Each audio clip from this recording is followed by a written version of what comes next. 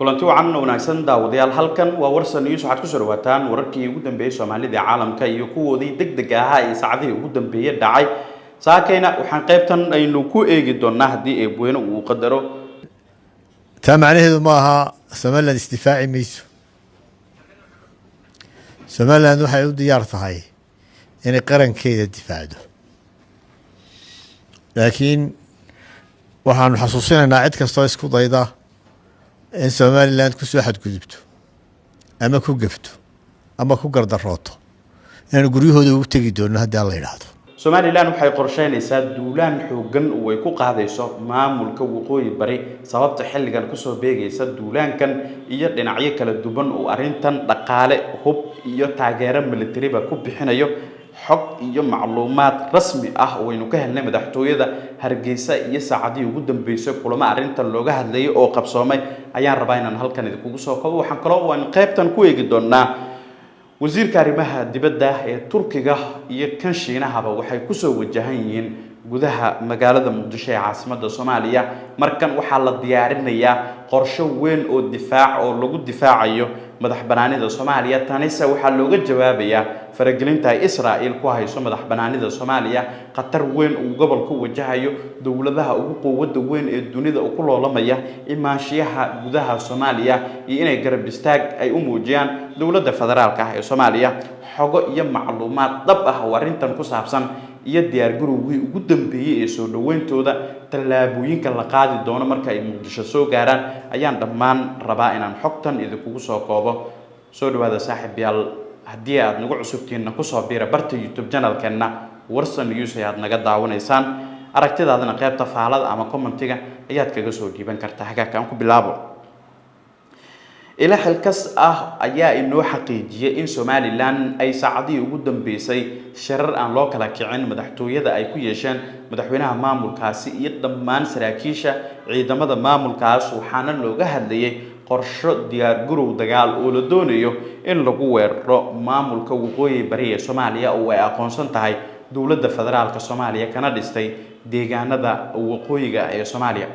wararku waxa ay sheegayaan in qorshahan uu yahay mid si weyn loo diyaariyay. Cabdiraxmaan Cirro ayaana dalbaday in si degdeg ah lagu qabto gacan ku haynta magaalada Laascaanood ee xarunta u ah dawlad goboleedka Soomaaliyeed ee waqooyi bari si la mid ahna gabi ahaanba meesha laga saaro ciidamada aan ahayn kuwa Somaliland oo ku sugan deegaanada maamulkaasi gabi ahaanba. howlgalkan waxaa la sheegay in loo xilsaaray dhammaan saraakiisha ciidamada waxaana hogaaminaya taliyaha militariga Somaliland. Cabdiraxmaan Cirro ayaa sababta ku kalifaysa in xilligan uu qorsheeyo duulaan uu ku qaado maamulka waqooyi bari ee la oran jiray SSC Qaatumo. waxaa la sheegay in ay tahay inuu ka baaraandegayo duulaan xoogan uu kaga soo wajahan dhinaca dawladda federaalka ah ee Soomaaliya, maadaama shalay Muqdisho lagu soo bandhigay ciidamo awood badan oo loo diyaariyay inay isagu soo qabtaan sidoo kalena ay gacanta ku dhigaan dhammaan deegaanada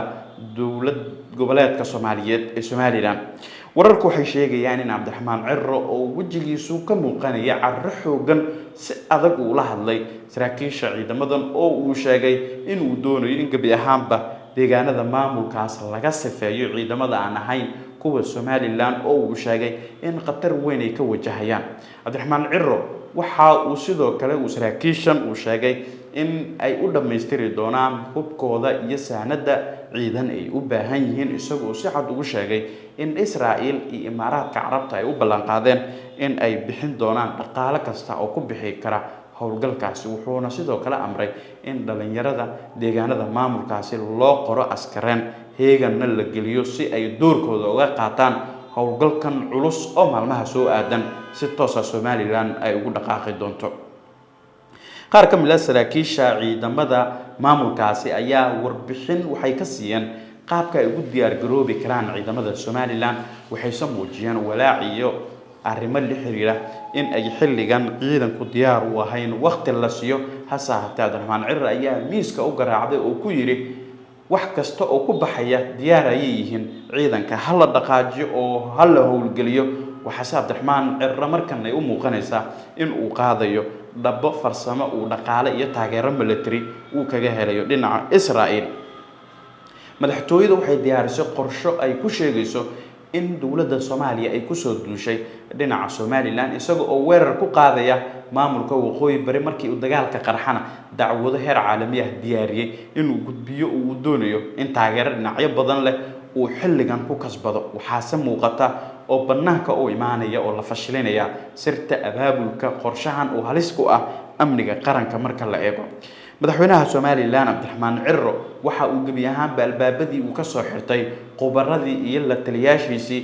kaga digi lahaa talaabooyinka halista ah marka uu qaadayo iyo in gud mugdi ah uu ku dhaco muddooyinkii ugu dambeeyay waxa uu ahaa shakhsi kaligiisa waxa uu maankiisa ka maago ayuu qaadanaya Cabdiraxmaan Cirro mana jirin la taliye isaga door ku lahaa talaabooyinkii ugu dambeeyay la taliyaasha xubnaha ah ee magacaaban waxa sidaas inoo xaqiijiyay ilwareed inoo warramay ee diiday magaciisa in aynu adeegsano wuxuu kaloo ilwareedkan inoo sheegay in dhammaan la taliyaasha la faray in ay fiirsadaan mushaarkooda oo aysan wax door ah ku lahayn oo talada isaga ay u taalo waxaase muuqanaysa in Cabdiraxmaan Cirro uu qaadayo dhabbihii Muuse Biixi mar kale ayay iswajihi doonaan ciidamada SSC qaatumo imikan loogu magac daray maamulka waqooyi bari ee Soomaaliya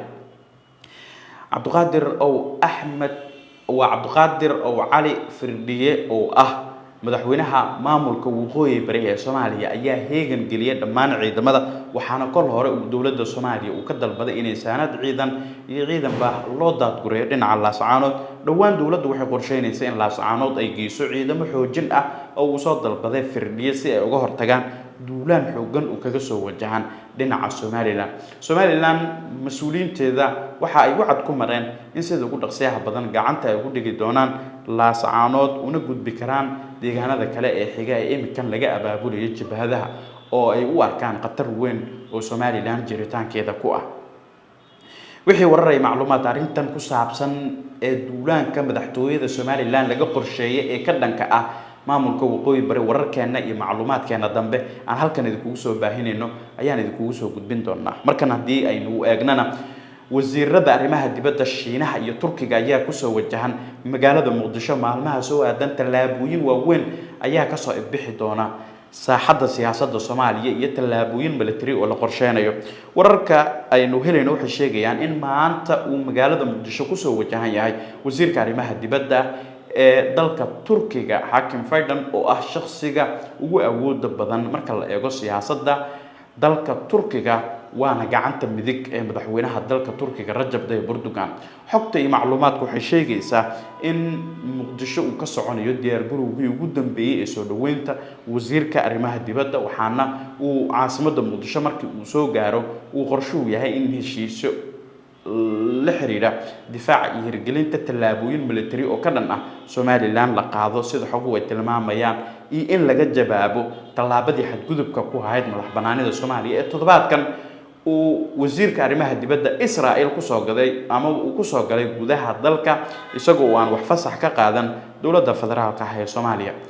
waxaana wararku ay sheegayaan in si la mid ah wasiirka arrimaha dibadda dowladda Shiinaha oo kol hore u digtay Somaliland isna uu imaan doono Muqdisho maalinta Jimcaha ee toddobaadkan waxaana qorshe uu yahay in isna doorkiisa la xiriira difaaca midnimada Soomaaliya uu ku garab istaago dowladda federaalka ee Soomaaliya dowladaha ugu quwadda weyn ee dunida ayaa ku loolamaya imaanshiyaha wasiiradooda arrimaha dibadda gudaha Soomaaliya iyagoo u abaal gashanaya dowladda federaalka Soomaaliya isla markaana dhabar ka jibinaya guud ahaan aragtida ku saleysan gooni goosodka oo ay Somaliland doonayso in si la mid ah laga hortago in saldhig military ay Israa'iil ay ku yeeshaan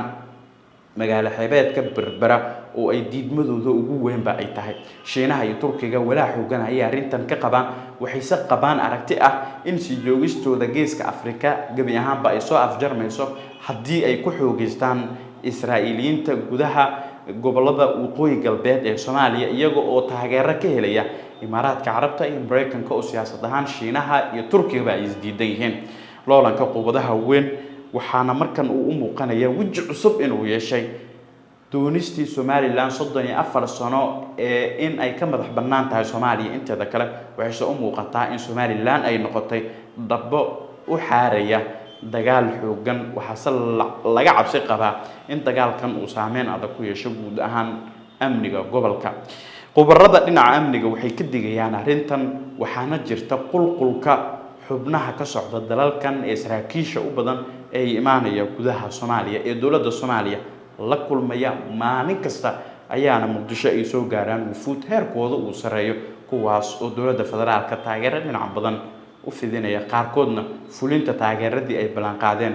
u yimid gudaha Soomaaliya. Turkiga wuxuu si cad u sheegay inuusan ka gamban doonin inuu taageerada uu siinayo Soomaaliya uu ka dhabeeyo. waad ku mahadsantihiin la gunaanadka muuqaalkan haddii aad ila soo gaarteen waan idinkaga mahadcelinayaa saaxiibayaal nabadgelyo.